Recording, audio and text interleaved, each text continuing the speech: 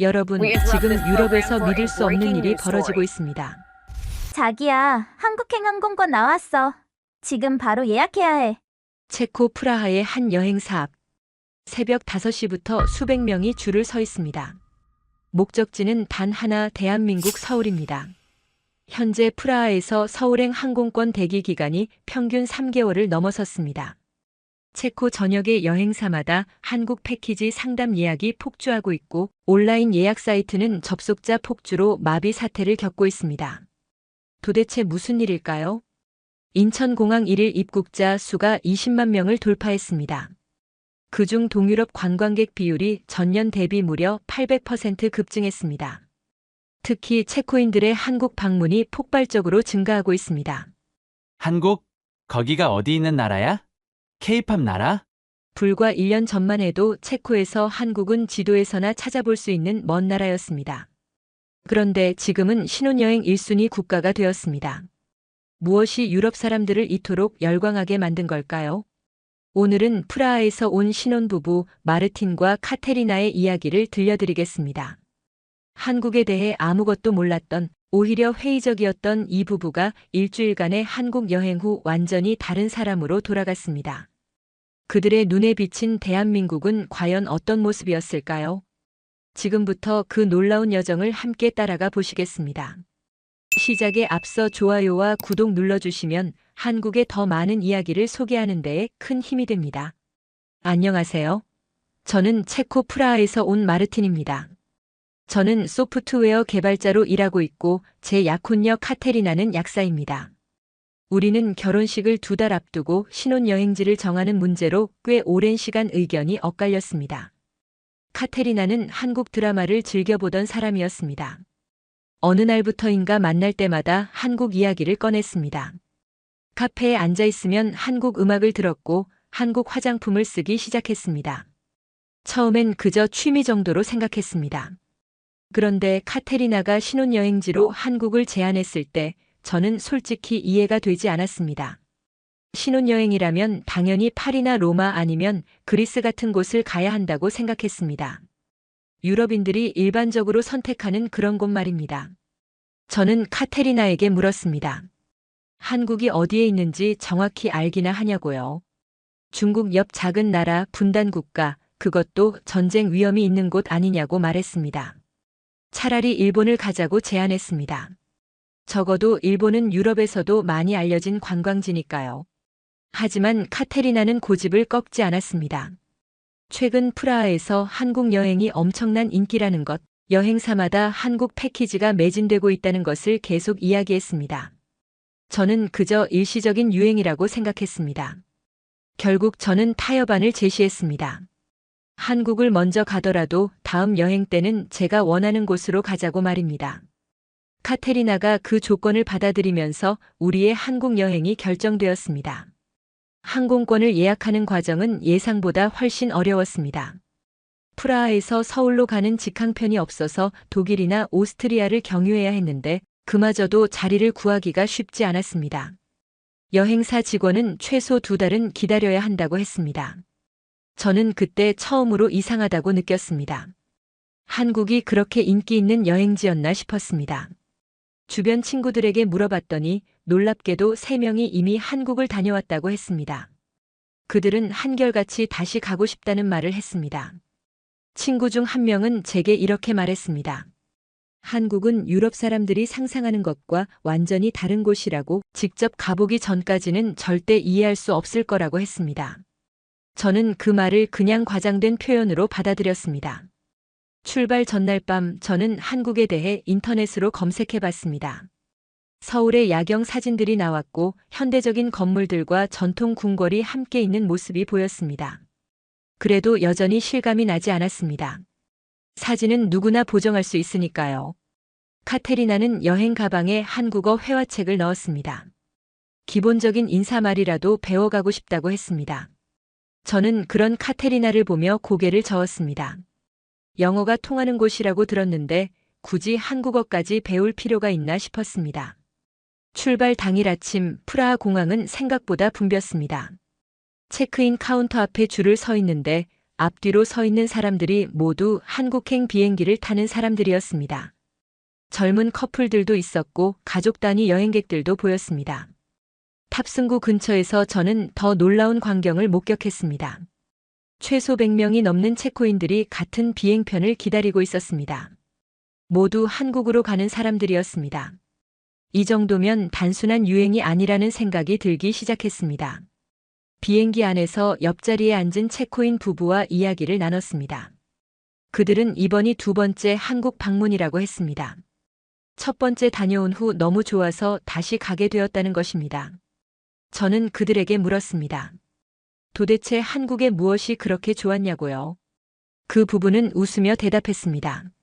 직접 가보면 알게 될 거라고 말로는 설명하기 어렵다고 했습니다. 11시간의 비행 끝에 우리는 인천국제공항에 도착했습니다. 비행기 문이 열리는 순간 저는 제 생각이 완전히 바뀌기 시작할 줄은 전혀 몰랐습니다. 비행기에서 내리자마자 느껴지는 공기부터 달랐습니다. 시원하면서도 깨끗한 느낌이 들었고 통로를 따라 걸으며 벽면을 살펴보니 한글과 영어, 중국어, 일본어가 함께 표기되어 있었습니다. 이렇게 친절한 안내 표지판은 처음 봤습니다. 입국장으로 향하는 길목에서 잠시 멈춰 섰습니다. 천장이 놀라울 정도로 높았고 위에서 쏟아지는 자연광이 공항 전체를 밝게 비추고 있었습니다. 유럽의 오래된 공항들과는 완전히 다른 분위기. 모든 것이 깔끔하게 정돈되어 있다는 느낌을 지울 수 없었습니다.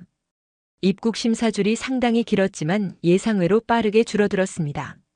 자동화 시스템이 여러 대 설치되어 있었고 직원들의 효율적인 안내 덕분에 프라하 공항에서 1시간 넘게 기다렸던 기억과는 대조적으로 30분도 채 걸리지 않았습니다.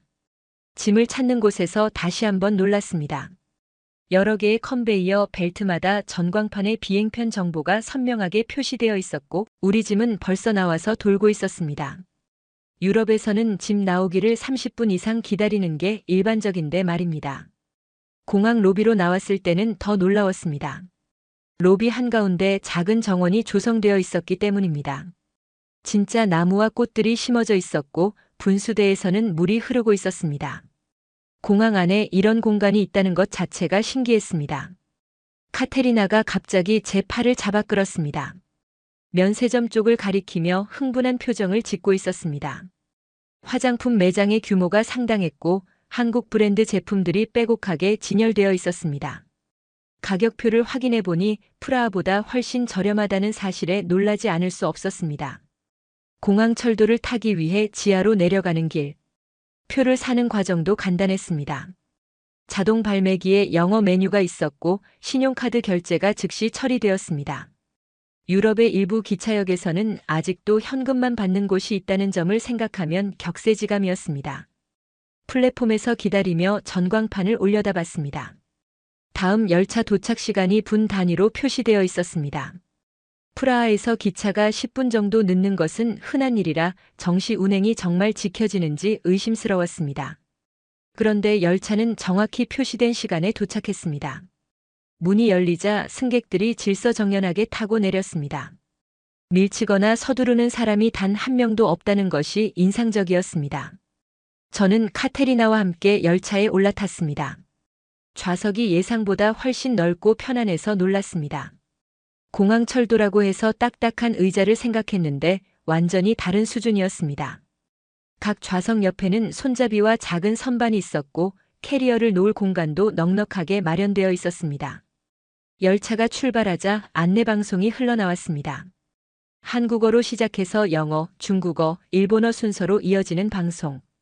영어 발음이 명확해서 듣기 편했습니다. 유럽에서는 가끔 영어 안내가 너무 빨라서 알아듣기 힘든 경우가 있는데 말입니다. 창밖으로 펼쳐지는 풍경을 바라봤습니다.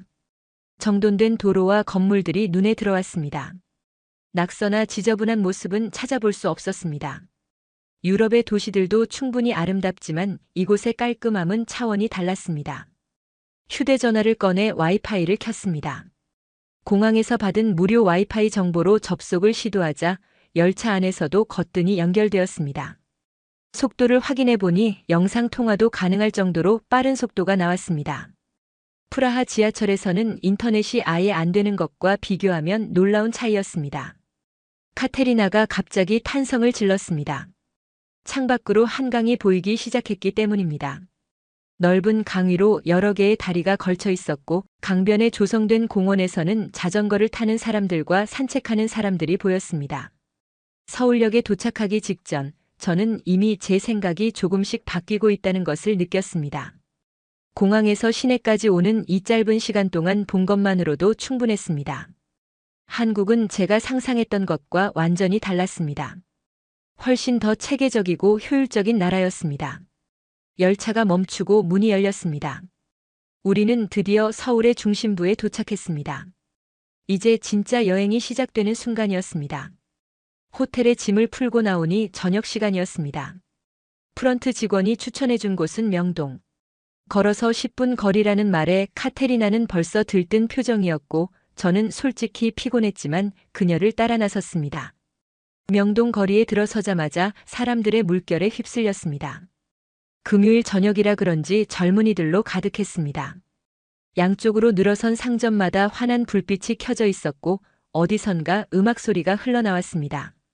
화장품 가게가 유독 많았습니다. 카테리나가 한 매장 앞에서 발걸음을 멈췄습니다.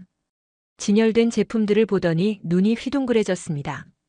프라하에서 보던 브랜드들인데 여기서는 절반 가격. 매장 안으로 들어가자 직원이 환하게 웃으며 우리를 맞이했습니다. 그런데 놀라운 일이 벌어졌습니다.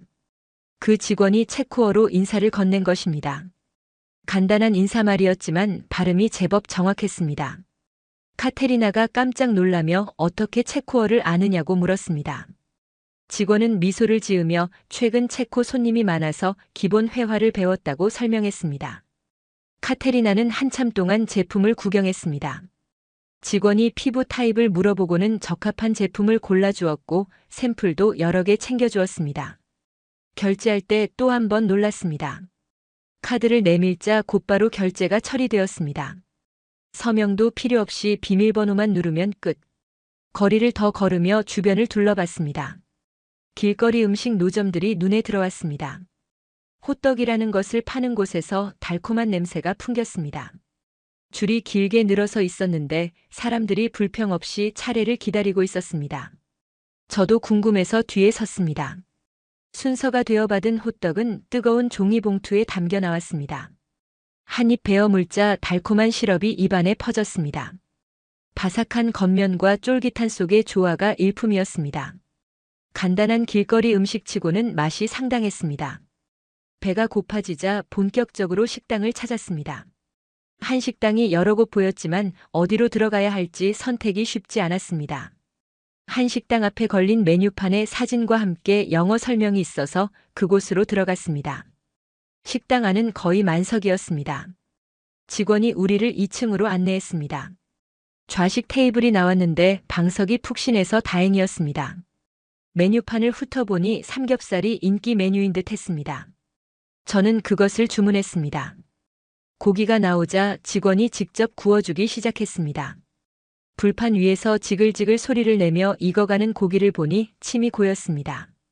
직원이 가위로 고기를 적당한 크기로 잘라주는 모습이 신선했습니다. 유럽에서는 고기를 가위로 자르는 것을 본 적이 없었거든요.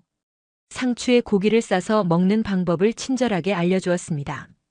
그대로 따라하니 입 안가득 풍미가 퍼졌습니다. 고기의 고소함과 상추의 아삭함, 그리고 쌈장의 깊은 맛이 어우러지면서 프라하에서 먹던 어떤 고기 요리와도 다른 경험을 선사했습니다. 반찬도 여러 가지 나왔습니다. 김치, 콩나물, 무채 같은 것들. 모두 공짜라고 하더군요. 유럽에서는 빵 한 조각도 따로 돈을 받는데 말입니다. 더 놀라운 것은 반찬이 떨어지면 더 달라고 할 수 있다는 점이었습니다. 식사를 마치고 밖으로 나오니 밤이 제법 깊어 있었습니다. 시계를 보니 밤 11시가 넘었는데도 거리는 여전히 사람들로 붐볐습니다. 여자들이 혼자 걷는 모습도 많이 보였습니다. 프라하에서는 밤늦은 시간에 혼자 다니는 것을 권하지 않는데 이곳은 분위기 자체가 달랐습니다. 한강으로 가보자는 카테리나의 제안이 나왔습니다. 택시를 잡으려 했는데 호텔 직원이 알려준 앱으로 쉽게 호출할 수 있었습니다. 몇 분 만에 택시가 도착했고 기사님은 친절하게 문을 열어주었습니다. 한강공원에 도착했을 때 또 한 번 놀랐습니다. 자정이 가까운 시간인데도 사람들이 꽤 있었습니다. 치킨을 먹는 사람들, 자전거를 타는 사람들, 그냥 산책하는 사람들이 곳곳에 보였습니다. 이 시간에 이렇게 평화로운 분위기라니 믿기지 않았습니다. 편의점이 보여서 안으로 들어갔습니다.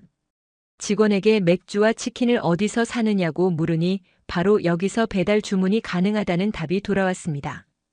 앱을 보여주며 설명해 주는데 몇 번의 터치만으로 주문이 완료되었습니다. 강변 벤치에 앉아 기다렸습니다. 정말로 20분 만에 배달원이 도착했습니다. 뜨거운 치킨과 차가운 맥주를 받아들고 한강을 바라보며 한입 베어 물었습니다. 그 순간 저는 이해했습니다. 왜 사람들이 한국을 좋아하는지. 이런 자유로움과 안전함이 공존하는 곳이 흔하지 않다는 것을 말입니다. 다음 날 아침 일찍 눈을 떴습니다. 카테리나가 북촌 한옥마을에 가고 싶다며 잠에서 깨워놓고는 서둘러 준비했습니다. 인터넷에서 본 사진이 너무 예뻤다는 것. 저는 사실 오래된 집들을 보러 가는 것에 큰 기대는 없었습니다. 프라하에도 오래된 건물은 넘쳐나니까요. 지하철을 타고 안국역에서 내렸습니다. 지하철역이 깨끗했고 표지판도 잘 되어 있어서 길을 찾기 수월했습니다. 역에서 나와 언덕길을 오르기 시작하니 골목길이 나타났습니다. 양쪽으로 낮은 기와집들이 늘어서 있었습니다. 회색 기와와 흰 벽이 조화를 이루고 있었고 아침 햇살이 골목에 비쳐 따뜻한 느낌을 자아냈습니다. 프라하의 고딕 건축과는 완전히 다른 아름다움. 소박하면서도 우아한 멋이 있었습니다. 놀라운 것은 이 오래된 집들에 사람들이 실제로 살고 있다는 사실이었습니다. 문패가 걸려 있었고 화분이 놓여 있었습니다. 어떤 집 앞에서는 할머니가 화분에 물을 주고 계셨습니다. 600년 된 집에 아직도 사람이 산다는 것이 신기했습니다. 한복 대여점 간판이 눈에 들어왔습니다. 카테리나가 꼭 입어보고 싶다고 우겼습니다. 가게 안으로 들어가니 형형색색의 한복이 걸려 있었습니다. 주인 아주머니가 반갑게 맞아주시며 카테리나에게 어울릴 만한 한복을 골라주셨습니다. 카테리나는 연두색 저고리에 분홍색 치마를 입었습니다. 거울을 보더니 환하게 웃는 모습. 정말 잘 어울렸습니다. 주인 아주머니가 저에게도 남자 한복을 권했습니다. 처음에는 거절하려다가 카테리나의 간절한 눈빛에 못 이겨 입어봤습니다. 한복을 입고 밖으로 나서니 분위기가 완전히 달라졌습니다. 마치 시간을 거슬러 올라간 듯한 착각이 들었습니다. 다른 관광객들도 한복을 입고 사진을 찍고 있었고 유럽 사람들도 꽤 많이 보였습니다.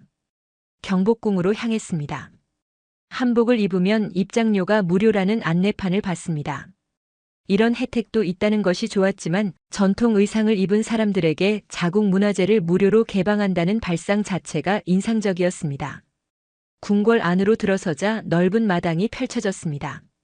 정면으로 큰 전각이 보였고 그 뒤로 산이 배경을 이루고 있었습니다. 건축물과 자연이 이루는 조화. 프라하 성과는 다른 웅장함이 느껴졌습니다. 근정전이라는 건물 앞에 섰습니다.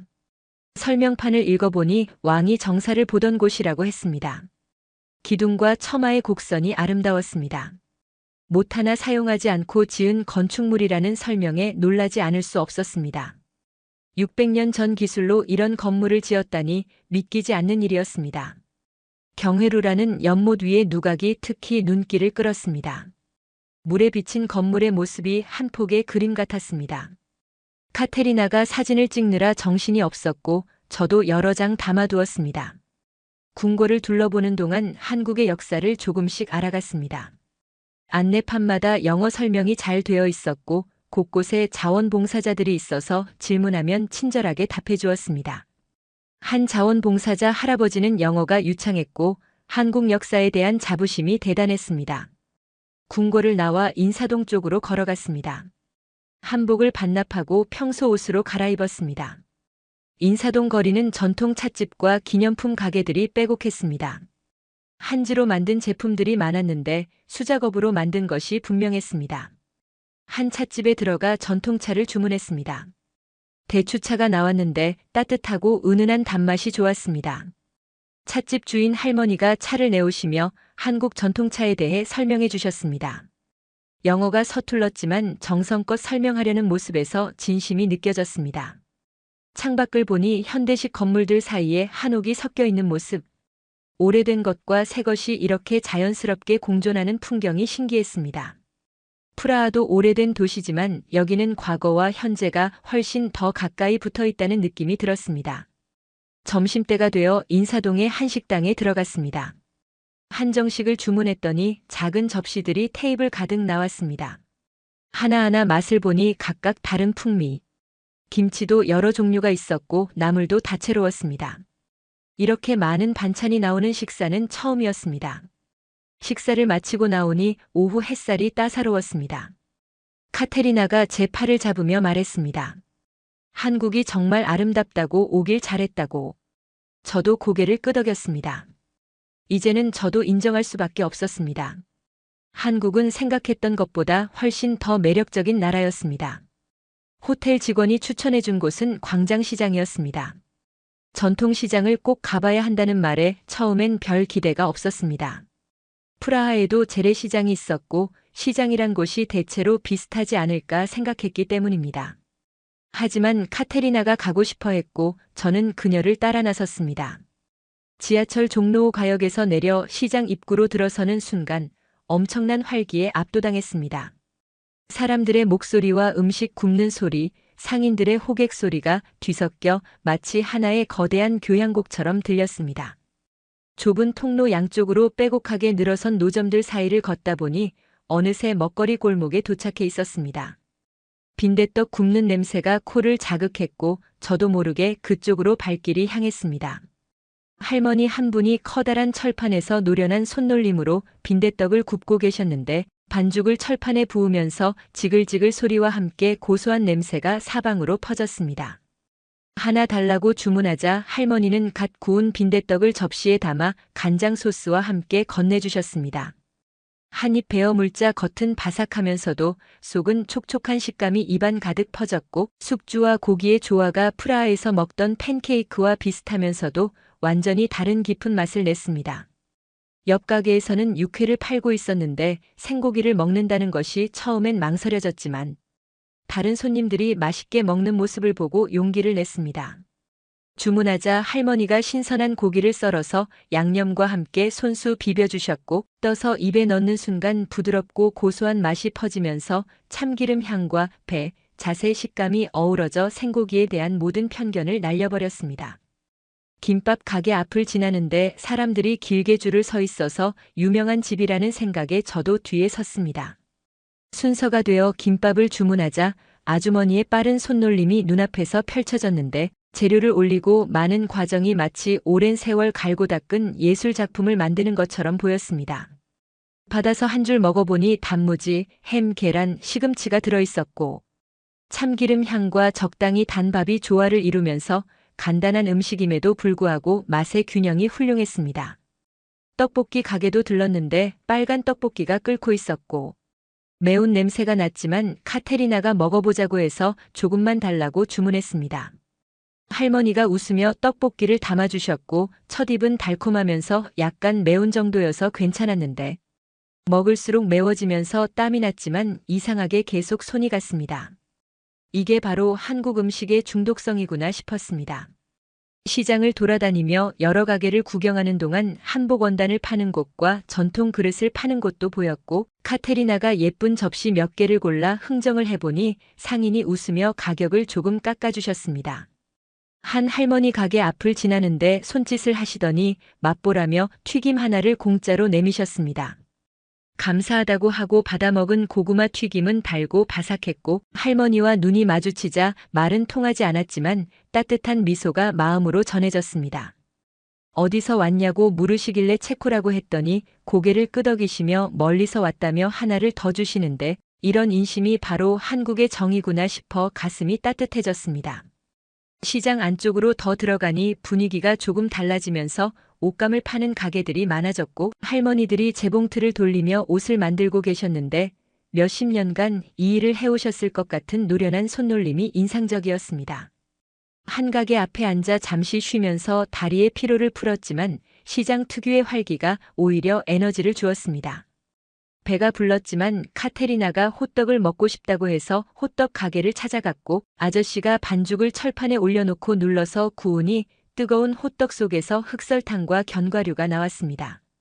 시장을 나오며 뒤를 돌아보니 60년이 넘는 역사를 가진 이곳에서 사람들의 삶이 이어져 왔다는 것이 느껴졌고 단순히 물건을 사고 파는 곳이 아니라 정이 오가는 곳이라는 생각이 들었습니다. 카테리나가 배가 너무 부르다며 웃었고 저도 그랬지만 행복한 배부름이었습니다. 시장에서 먹은 음식들은 비싸지도 않았지만 맛과 정성은 가득했고 이런 것이 진짜 한국의 맛이구나 싶었습니다. 걸어서 호텔로 돌아가는 길에 한국 사람들의 따뜻함을 계속 생각하게 되었는데 시장 할머니들의 미소와 덤으로 주시던 음식, 친절한 설명들이 한국을 특별하게 만드는 요소라는 확신이 들었습니다. 다음 날 저녁 젊은이들의 거리라고 불리는 홍대로 향했습니다. 지하철역에서 내리자마자 음악 소리가 귓가를 파고들었고 역 출구부터 거리 공연이 펼쳐지고 있었습니다. 한 팀이 춤을 추고 있었는데 사람들이 둘러서서 구경하며 박수를 쳐주는 모습이 자연스러웠습니다. 홍대 거리로 나오니 네온 사인이 화려하게 빛나고 있었고 젊은이들로 북적였습니다. 명동과는 완전히 다른 분위기였는데 여기는 더 자유롭고 활기찬 에너지가 느껴졌습니다. 거리 곳곳에서 다양한 공연이 열리고 있었고 지나가는 사람들도 자연스럽게 멈춰 서서 즐기고 있었습니다. 한 공연 앞에 멈춰 섰더니 4명의 젊은이가 아카펠라를 선보이고 있었는데 목소리만으로 만들어내는 화음이 놀라울 정도로 아름다웠습니다. 노래가 끝나자 사람들이 박수를 쳤고 몇몇은 모자에 돈을 넣었는데 저도 지폐 몇 장을 조심스럽게 넣어드렸습니다. 공연자들이 고맙다는 표정으로 고개를 숙이는 모습에서 예술에 대한 존중이 느껴졌습니다. 카테리나가 옷가게들을 구경하고 싶다고 해서 골목으로 들어섰는데 홍대에는 독특한 디자인의 옷을 파는 작은 가게들이 즐비했습니다. 한 가게에 들어가 보니 젊은 디자이너가 직접 만든 옷들이었고 대량 생산품이 아니라 하나하나 손으로 만든 작품들이라는 설명을 들었습니다. 카테리나가 원피스 하나를 골랐는데 가게 주인이 직접 디자인한 것이라며 자부심을 가지고 설명해 주었습니다. 한국 전통 문양을 현대적으로 재해석했다는 이야기를 듣고 보니 정말 세련되면서도 전통미가 살아있었고 가격도 유럽의 디자이너 브랜드보다 훨씬 합리적이어서 놀랐습니다. 저녁 식사는 친구가 추천해준 삼겹살 무한리필집에서 하기로 했습니다. 가격을 보고 처음엔 잘못 본 줄 알았는데 무제한으로 먹을 수 있는데도 1인당 15,000원 정도라니 유럽 기준으로는 믿기 어려운 가격이었습니다. 고기를 직접 구워 먹는 시스템이라 처음에는 서툴렀지만 옆 테이블 사람들을 관찰하며 따라하다 보니 금방 익숙해졌습니다. 식사를 마치고 나오니 밤이 깊어 있었지만 거리는 오히려 더 활기를 띠고 있었습니다. 클럽에서 흘러나오는 음악 소리가 멀리서도 들렸고 젊은이들이 줄을 서서 입장을 기다리는 모습이 보였는데 카테리나가 클럽 문화도 경험해 보고 싶다고 제안했습니다. 한 클럽 앞에 서서 입장료를 내고 들어가니 내부가 생각보다 넓었고 화려한 조명 아래에서 음악이 크게 울려 퍼지고 있었습니다. 사람들이 자유롭게 춤을 추는 모습을 보면서 음료를 마셨는데 한국 젊은이들의 에너지가 대단하다는 생각이 절로 들었습니다. 춤 실력도 뛰어났을 뿐만 아니라 음악을 온몸으로 즐기는 모습이 정말 자유로워 보였고 프라하의 클럽과는 또 다른 분위기였습니다. 1시간쯤 있다가 밖으로 나와 신선한 공기를 마셨는데 근처 편의점에 들어가 음료수를 사서 밖 테이블에 앉았습니다. 새벽인데도 편의점 앞에 사람들이 모여 있었고 다들 자연스럽게 이야기를 나누거나 음료를 마시고 있었습니다. 옆 테이블에 앉은 대학생들과 눈이 마주치자 그들이 먼저 어디서 왔냐고 물어왔습니다.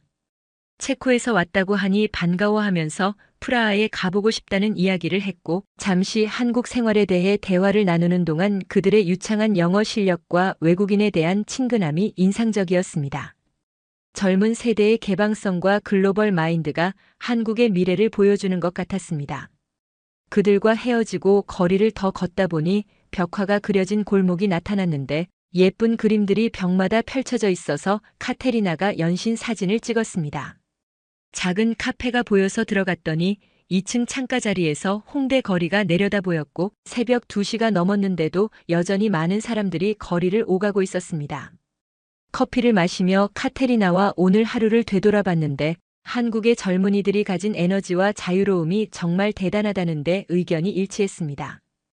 홍대에서 본 창의성과 활력이 한국이라는 나라의 미래를 밝게 만드는 원동력이라는 생각이 들었고, 이런 문화가 한국을 더욱 매력적으로 만드는 것 같았습니다. 호텔로 돌아가는 택시 안에서 창밖을 바라보니 서울의 밤은 여전히 밝게 빛나고 있었습니다. 24시간 깨어있는 도시라는 표현이 과장이 아니라는 것을 실감했고, 그 안에서 사람들이 각자의 방식으로 자유롭게 살아가는 모습이 부러웠습니다. 프라하도 아름다운 도시지만 한국은 전통과 현대, 질서와 자유가 이렇게 조화롭게 공존할 수 있다는 것을 보여주고 있었습니다. 마지막에서 두 번째 날 서울 근교인 수원으로 당일치기 여행을 떠났습니다.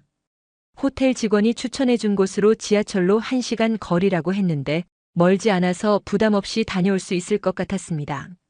아침 일찍 지하철을 탔더니 출퇴근 시간이라 사람들이 꽤 많았지만 모두 질서정연하게 승하차했습니다.